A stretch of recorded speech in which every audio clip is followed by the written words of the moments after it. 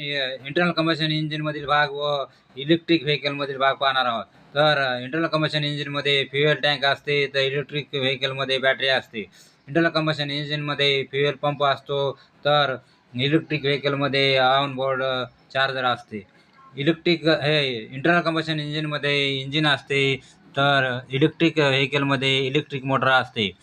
Internal combustion इंजिनमध्ये multi speed transmission असते व म्हणजेच मॅन्युअली किंवा ॲटोमॅटिक. तर इलेक्ट्रिक व्हेकलमध्ये सिंगल स्पीड ट्रान्समिशन असते.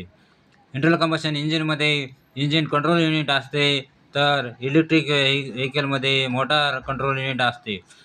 इंटरनल कंबशन इंजिनमध्ये अल्टरनेटर असते, तर इलेक्ट्रिक व्हेकलमध्ये डी सी कन्व्हर्टर असते. असेच हा व्हिडिओ तुम्हाला आवडला असेल तर लाईक, शेअर व सबस्क्राईब करायला विसरू नका.